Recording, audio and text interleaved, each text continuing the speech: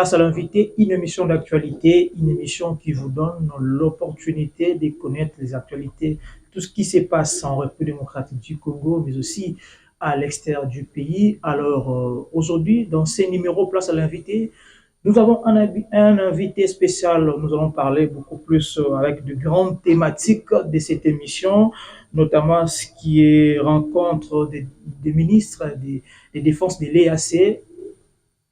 Cette rencontre est reportée dans une date ultérieure. C'était prévu pour ce 19 avril dans la ville de Goma, précisément au Nord Kivu. Mais aussi, nous allons parler sur le propos Kagame, du président rwandais Paul Kagame au Bénin.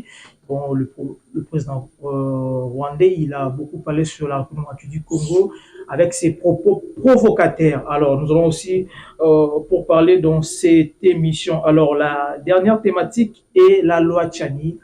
La loi Tchani aujourd'hui, cette loi qui fait débat en République du Congo, qui fait trembler quelques-uns, quelques politiques. Alors, cette émission, nous allons pour parler avec mon invité ici. Il s'agit bien de Laurent Guindou, qui est membre d'un parti politique appelé Bisoïté Nationale, parti cher de Jean-Pierre Moulumba Betou. Cette partie est alliée au parti au pouvoir qui est l'UDPS, à qui j'ai dit bienvenue dans cette émission, Laurent Guindou, libre penseur. Merci beaucoup, Monsieur Yves. Surtout, merci pour l'invitation.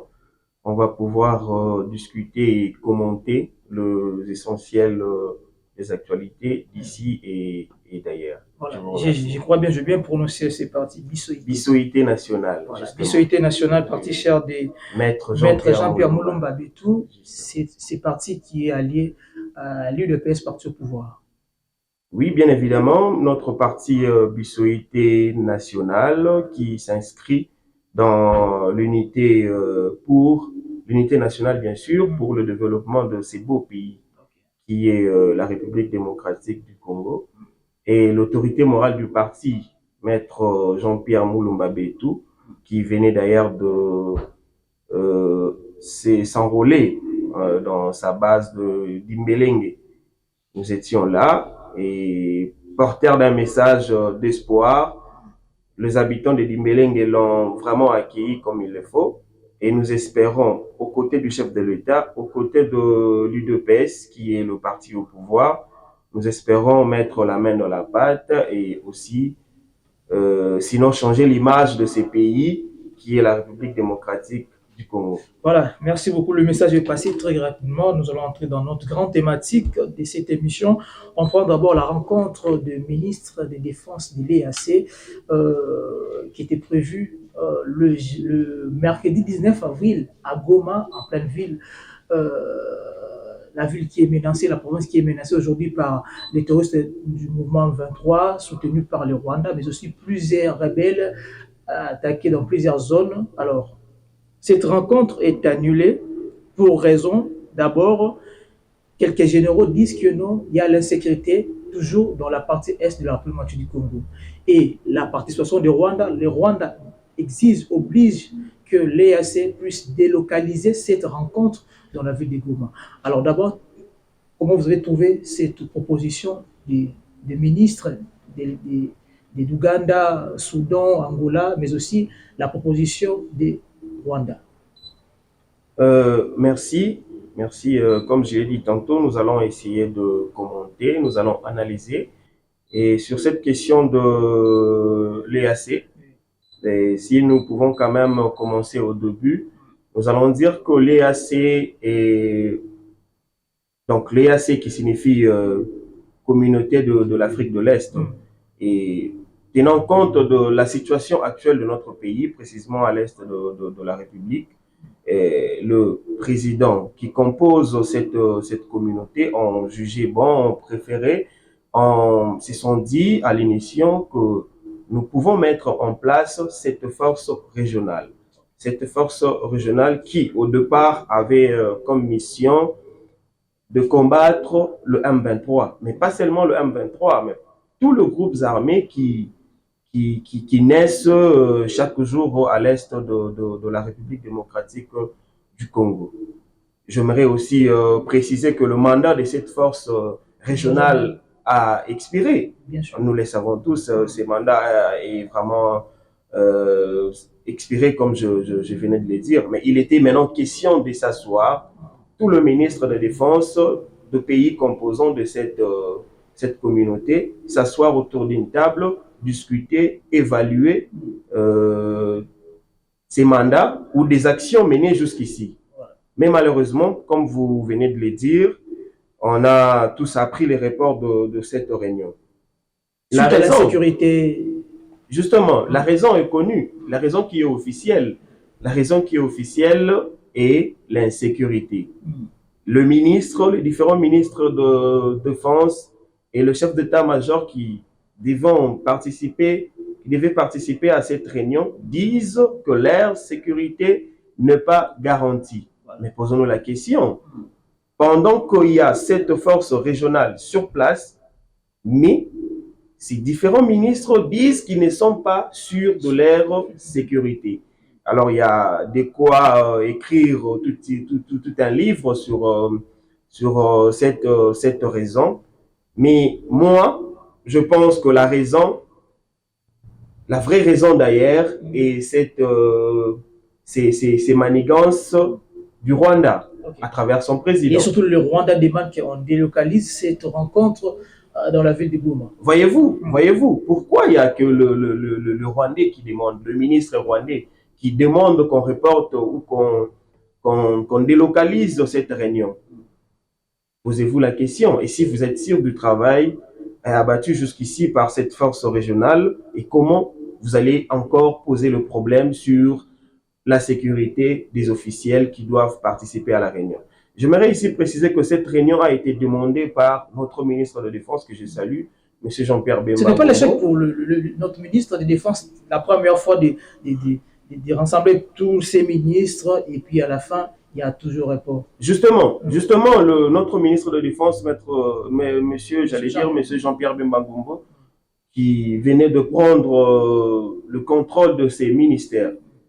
Et lui, à son tour, il a voulu aussi évaluer cette action jusqu'ici de cette force régionale. Je rappelle le propos du VPM, M. Christophe Lutundula, qui disait à l'époque que cette force régionale est là pour combattre le M23. Oui. Nous comprenons que cette force est offensive.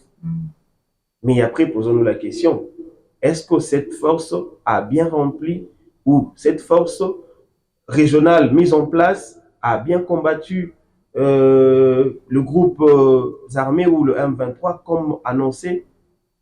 C'est la question qu'on doit se poser jusqu'ici. On est venu pour analyser. Okay. On ne veut pas condamner X ou Y. Exact. On doit quand même se poser des questions essentielles sur cette question de cette force régionale mise en place par l'EAC. Alors, la partie orientale aujourd'hui menacée par des troupes, par des rebelles, M23, je cite le M23, les ADF, les Codeco et d'autres rebelles.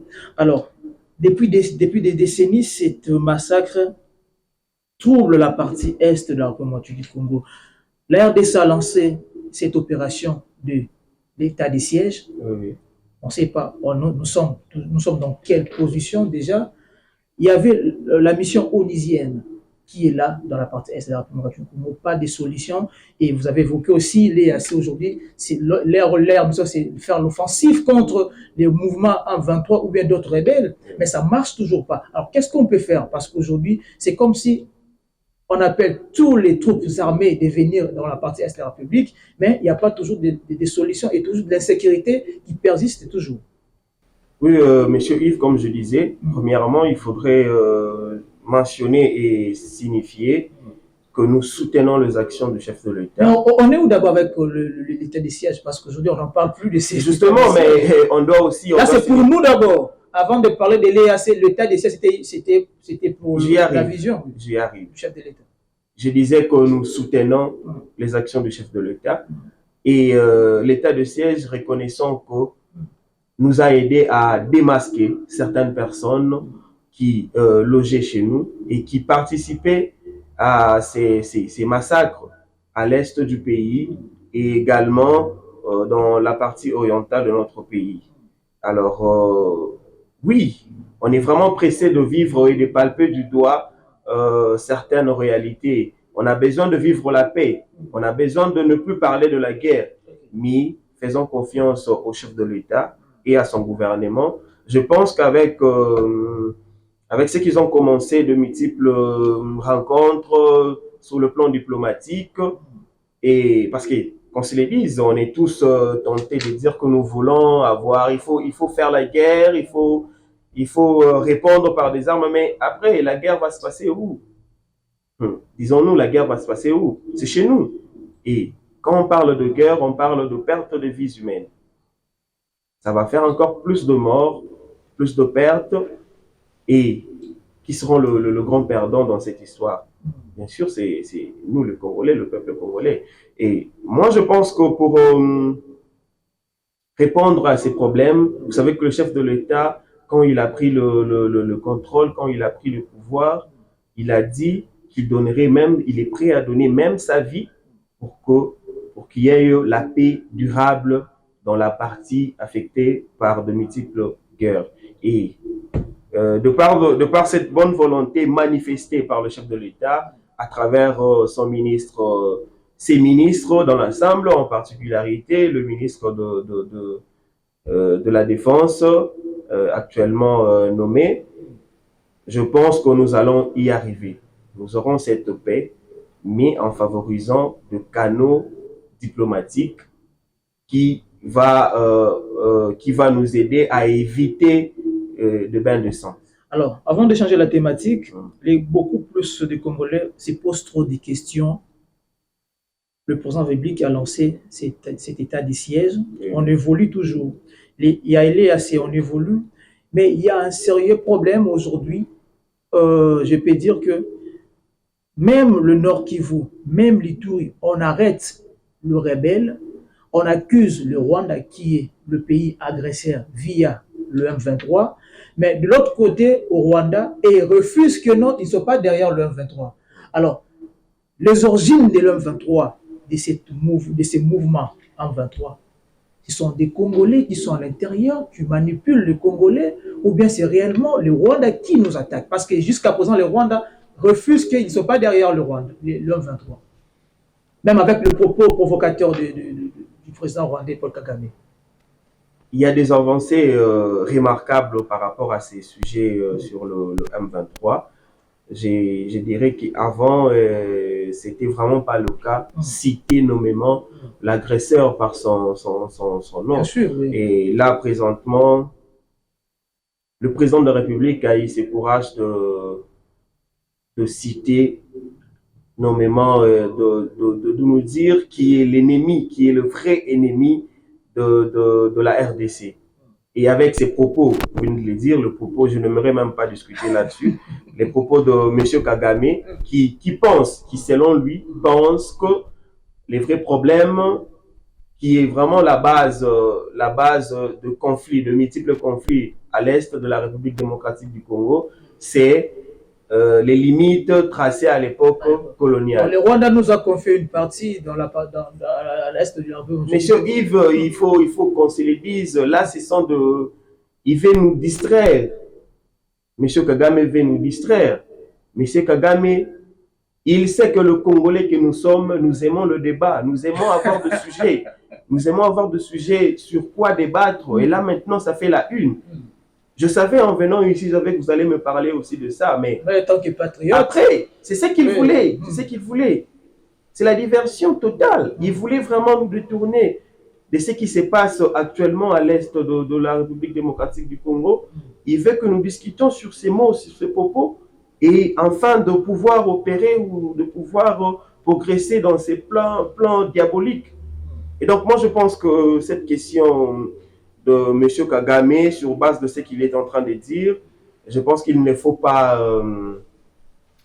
changer l'histoire. Il ne faut pas créer une autre histoire qui n'existe pas. Il ne faut vraiment pas. Dans le débat, c'était le M23, mais aujourd'hui, on discute beaucoup plus sur des terres. Hein. Cette partie, c'est pour le Rwanda. Le Rwanda nous a confié une grande partie à l'est de la République du Congo. Est-ce que c'est vrai d'abord? Parce qu'il faut aussi interviewer des historiens de ces pays, parce que le Rwanda oblige et le président Kagame parle devant le peuple béninois que le Rwanda nous a confié une partie à l'Est. Est-ce qu'il y avait même opportunité de parler Une devant question le de peuple? nos confrères journalistes quand même, mais il a répondu. Non, mais après, il faudrait comprendre que avant, on savait que c'était le groupe armé, le rebelle, on utilisait le terme de rebelle. Mais aujourd'hui, c'est sorti à la lumière du jour.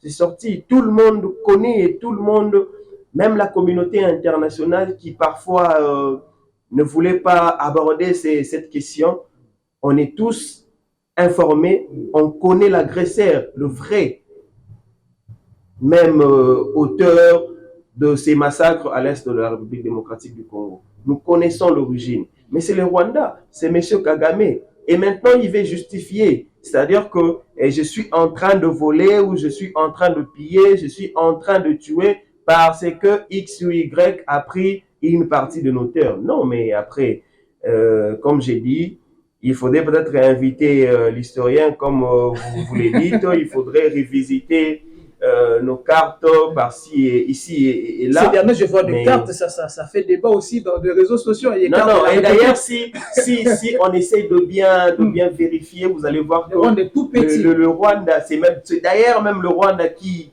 a pris une petite partie ou une partie carrément de la RDC. Mais après, est-ce qu'il faudrait vraiment discuter sur ce genre de propos? Non.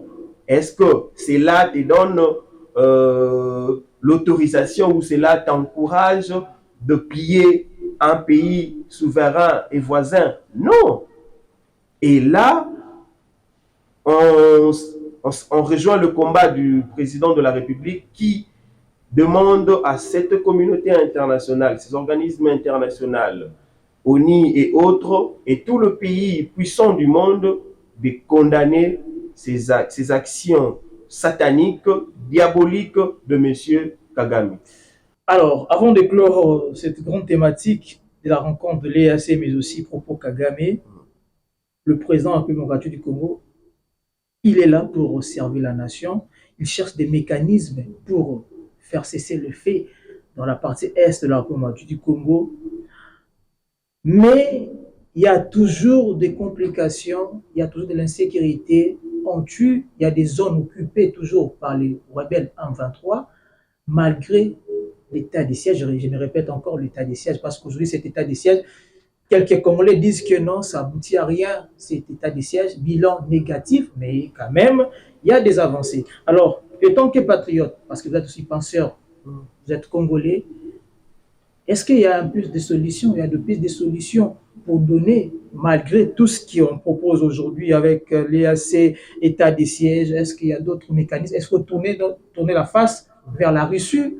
Est-ce qu'il faut chercher des grandes puissances pour intégrer et puis faire la lutte et combattre l'ennemi? Merci beaucoup, cher Yves, pour... Parce qu'il faut réfléchir.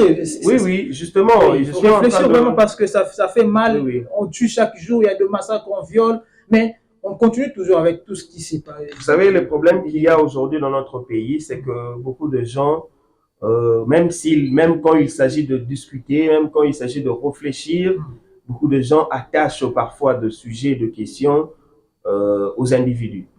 Et je me présente là, aujourd'hui par exemple, comme je suis votre invité, et comme je n'aime pas X, et même s'il est en train de fournir beaucoup d'efforts, et même s'il est en train de travailler, mais comme je ne l'aime pas, comme je ne fais pas partie de sa famille politique, comme je ne suis pas de son parti, et comme je ne suis pas son allié, je me mets à critiquer.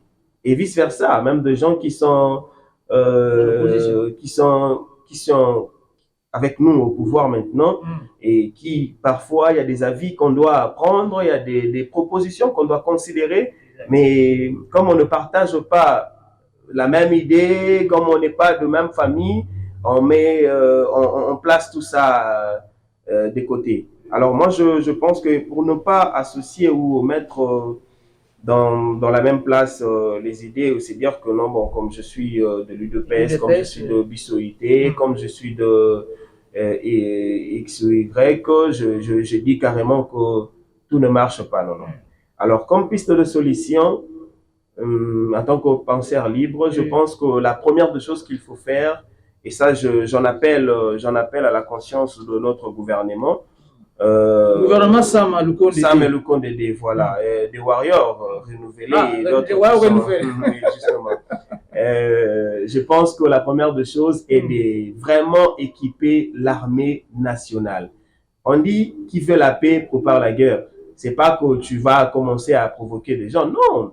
Mais quand votre armée est suffisamment équipée. Jusqu'à présent, l'armée n'est pas équipée. Non, je ne dis pas que l'armée n'est pas équipée. Non, j'ai dit qu'il faut renforcer. Ah, il faut renforcer. Il faut fournir. Vous savez, nous avons 9 pays voisins. Et ces gens-là, ils sont là à chercher qu'est-ce qui se passe en RDC. Et si on n'a pas un effectif qui va de pair avec les enjeux de notre pays, c'est compliqué. Et quand le militaire... J'ai vu des recrutements pour les FARDC. Mais peut-être mais voilà la volonté du chef de l'État en conscientisant... Est-ce que c'est actif aussi? Est-ce qu'il y a des jeunes gens qui...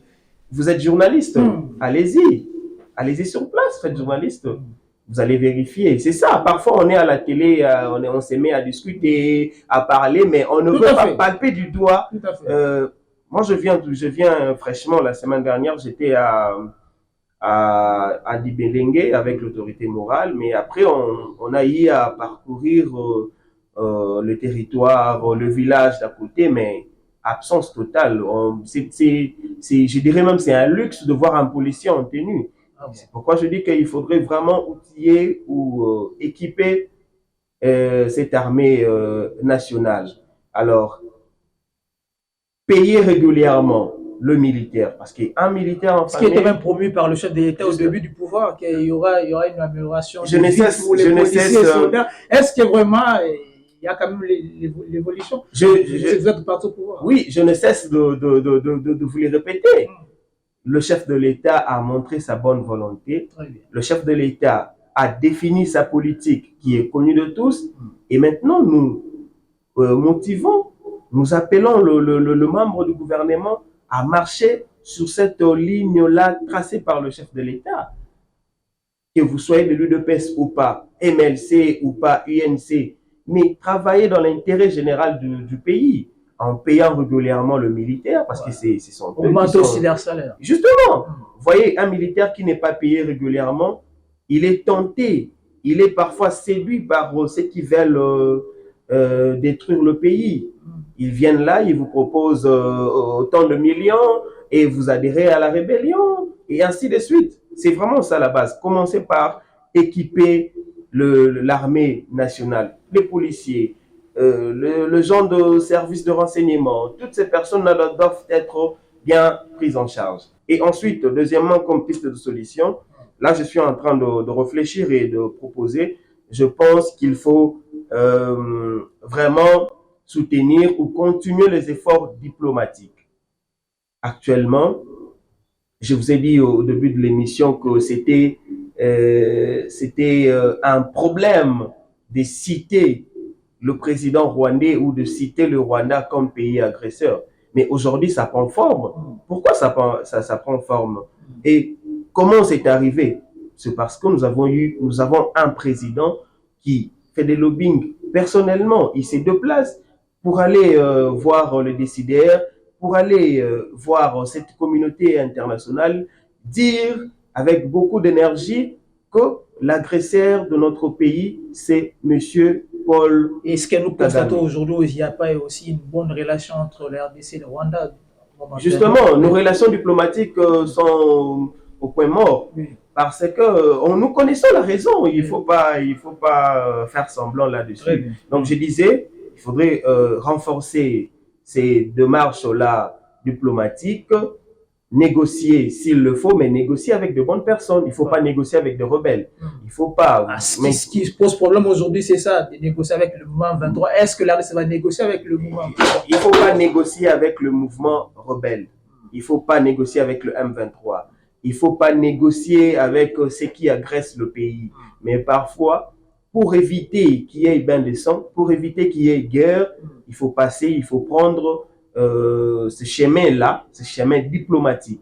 Vous voyez, faire aller, je prends l'exemple récemment, le chef de l'État dans le tribune des Nations Unies, qui a parlé haut et fort, qui a condamné l'agression de son pays, de notre pays, par le Rwanda. Vous voyez là où ça nous amène maintenant là. Nous avons des différents pays qui condamnent, qui hier n'arrivaient peut-être pas à parler sur ça, mais aujourd'hui, ces gens-là parlent clairement et condamnent clairement l'agression de notre pays. Et ce sont les deux pistes que je propose jusqu'au-là. Et peut-être qu'avec le temps, nous aurons le temps de discuter plus. Équiper l'armée nationale, c'est très important.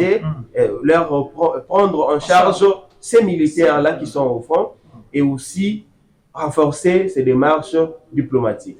Voilà, avant de changer la thématique, une petite question, je crois bien, une question de curiosité quand même, nous sommes en pleine année électorale. Oui, oui. Alors avec plusieurs négociations, si ça ne tient toujours pas que non, il y a toujours insécurité, est-ce qu'il y aura élection? Et surtout, la partie orientale est menacée et c'est là où même le cœur de la RDC.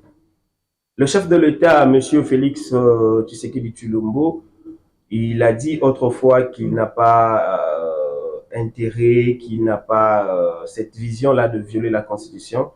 Et nous espérons que nous aurons les élections dans les délais tels que communiqués par le président de la CENI. Et, même en pleine insécurité de la partie est.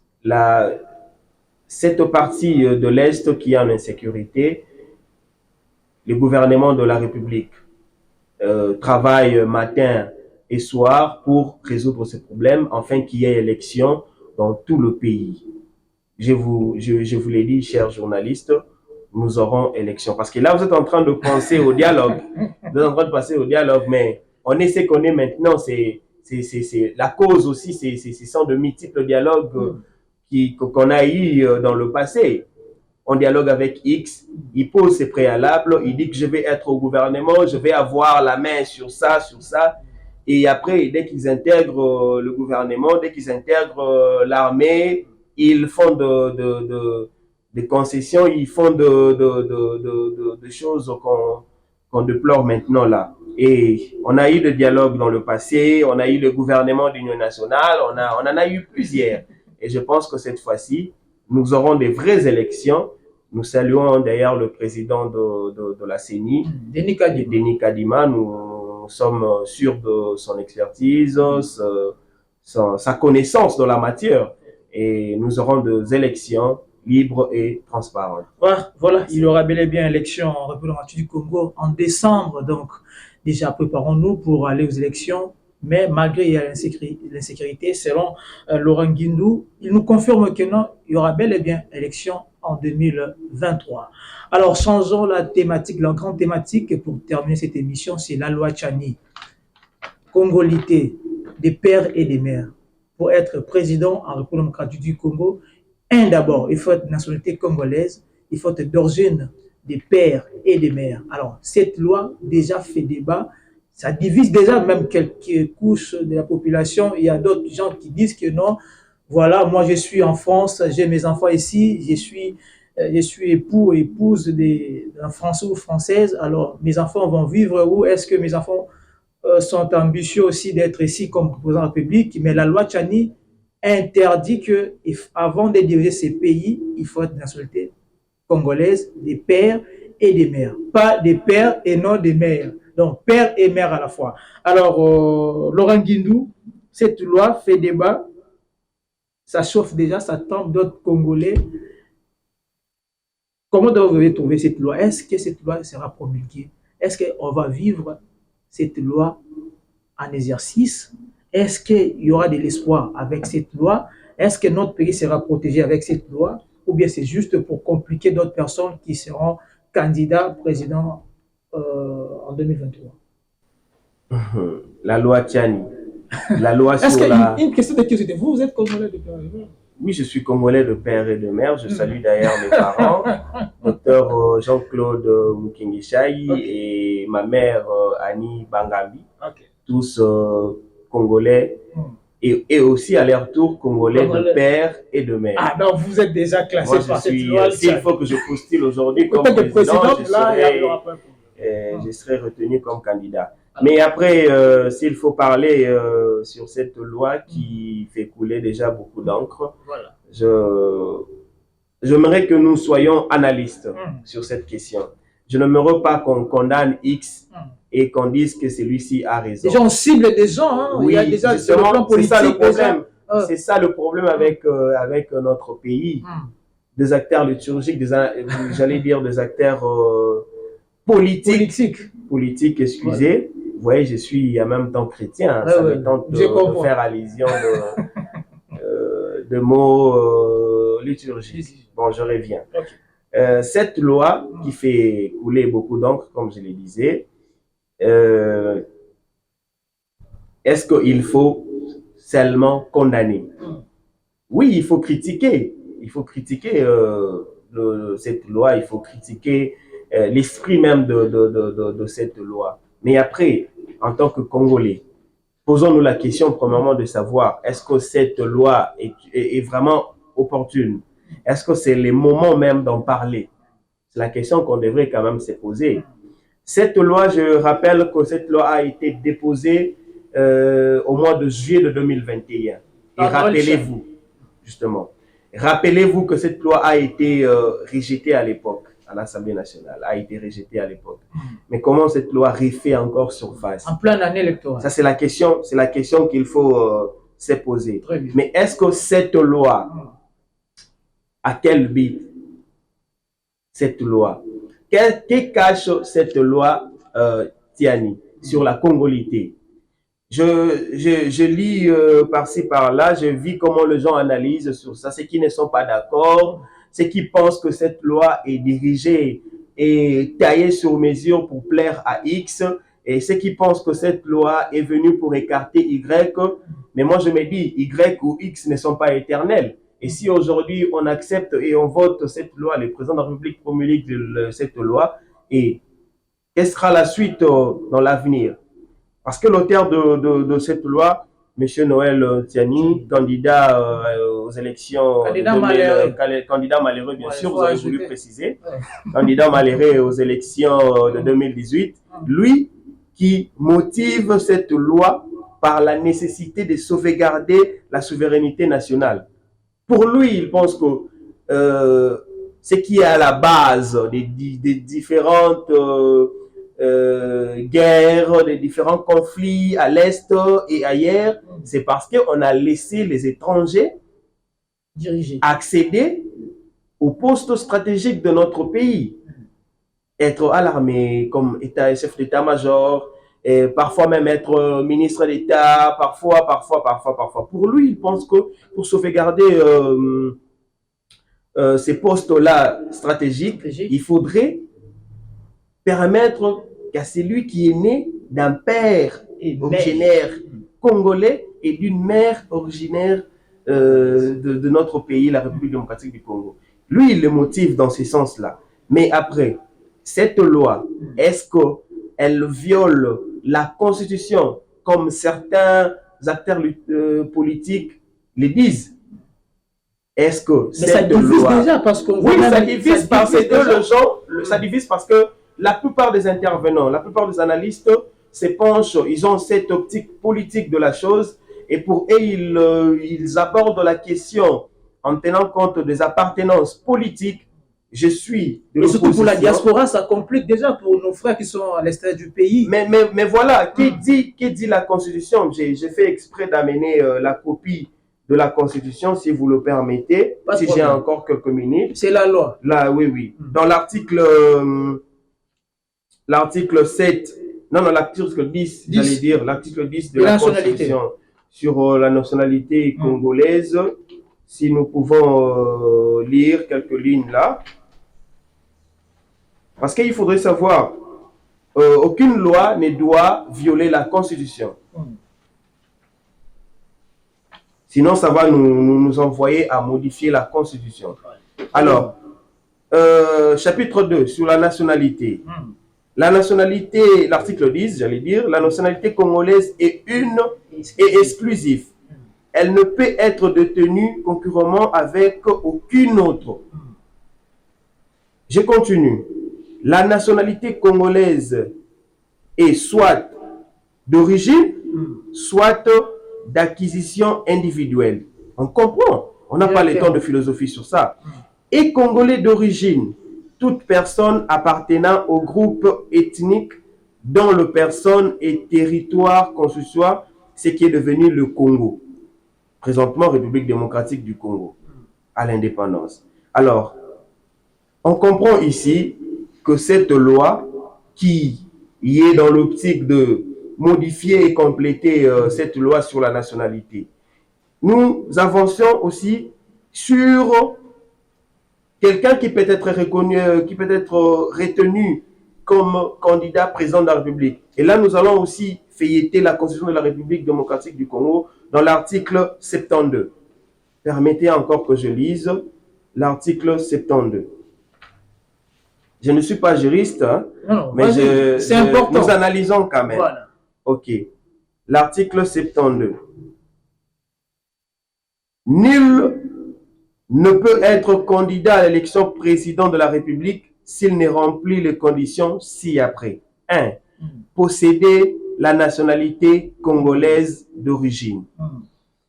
2. Être âgé de 30 ans au moins. Bon, on s'arrête là pour ce qui nous concerne aujourd'hui. Posséder la nationalité congolaise d'origine. Mais maintenant, si on avance, on voit la loi du 24 novembre qui parle sur la nationalité, qui énumère même les conditions pour que tu sois appelé Congolais d'origine, qui dit que celui qui est Congolais d'origine doit avoir un père qui est Congolais ou une mère qui est Congolais. On n'a pas dit de père et de mère. Voilà. On a dit, justement, on a dit originaire, ou celui qui doit se dire je suis Congolais d'origine, doit avoir au moins un père qui est Congolais ou une mère qui est Congolais. Mais maintenant, au vu de toutes ces lois déjà établies, déjà publiées, est-ce que la loi Tiani est en train de violer la Constitution? C'est la question qu'on doit se poser. Je ne me pas répondre ici, sinon vous allez... Je vous relance parce que nous sommes presque à la fin, mais je vous relance à une chose. Après cette loi, réaction du cardinal Ambongo, il a refusé cette loi qui divise déjà le peuple congolais. L'ancien secrétaire américain, lui aussi appelle au président Félix Tshilombo de rejeter cette loi. Plus loin encore, la MONUSCO Bintou Keïta refuse aussi, là, déjà, vous voyez que non, plusieurs gens boycottent déjà cette loi, donc ça viole déjà, pour eux déjà, ça crée une division déjà entre nous Congolais. Oui, vous avez cité le cardinal Ambongo et tant d'autres intervenants que vous avez... Le secrétaire d'État américain. Et ce ne sont que leurs avis, ce ne sont que leurs avis. Et de même au chef de l'État de rejeter cet appel. Mais à ce stade, la loi n'est pas sur la table. Même la MONUSCO, les Nations Unies. La loi n'est pas sur la table du président de la République. Et pour prévenir déjà, hein, parce que ça paie aussi, ça paie. Faisons confiance aux représentants du peuple, le député, qui vont en discuter. Et je pense qu'il y aura des arguments. Ce n'est qu'un député. Nous avons 500 députés. Nous avons 500 députés. Mais s'il faut réfléchir dans ce sens, s'il faut contribuer, s'il faut argumenter, je pense que si un jour on arrivait à adopter ou à promulguer cette loi, ça va, avant la promulgation bien sûr, il faudrait modifier la Constitution qui est interdite, qui est défendue dans la Constitution. Voyez, donc je disais qu'il faut commencer par modifier cette loi du 12 novembre 2004 qui, sur la nationalité congolaise, et aussi revoir les dispositions de la Constitution sur la nationalité et sur le critère ou conditions établies pour être candidat président à la présidence de la République. Merci beaucoup. Vous voyez que j'ai été prudent quand même. Oui, bien sûr. Je n'ai pas soutenu Y, voilà. Mais seulement faisons confiance aux élus et aux députés nationaux qui vont en débattre. C'est compris, Laurent Guindou, je crois bien, l'État nous fait défauts, mais quand même, nous allons encore évoluer dans ces débats et de la grande thématique, surtout la loi Tchani. Vraiment, ce n'est pas la première fois, mais nous allons encore organiser une émission spéciale pour débattre. Ça sera même 2 personnes, hein, mais parce que vous êtes beaucoup plus sur ce qui est logique avec le chef de l'État, mais il faut faire aussi le contraire, bien l'opposition, pour voir aussi parce que ça divise selon d'autres Congolais. Donc, c'est votre propos. Donc, je vous remercie quand même de venir dans cette émission. Et un mot de la fin, avant de clôturer l'émission. Merci. Vous voyez qu'on avait beaucoup de matière à épuiser, mais le temps nous fait quand même défaut. Mais bon, pour conclure, premièrement, je vous remercie. Merci beaucoup. Je vous remercie. Je remercie tout le personnel de Téléplice. Et j'appelle tous les Congolais à soutenir les actions du chef de l'État, de soutenir sa vision et de ne pas suivre ces gens-là qui alimentent le débat inutile. Non, non, qui soutiennent le chef de l'État. Et aussi, comme je l'ai dit au début, notre parti Bissoïté qui prône l'unité nationale, qui va s'inscrire dans cette façon de faire, de soutenir les actions du chef de l'État. Voilà.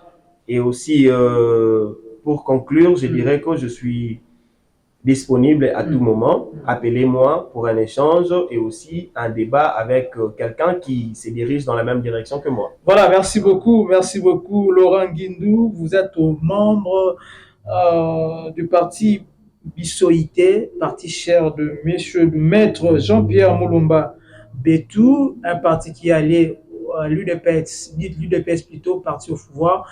Voilà, nous sommes arrivés à la fin de cette émission. Merci surtout à la grande équipe technique. Alors, l'actualité reste en continu sur Télé+.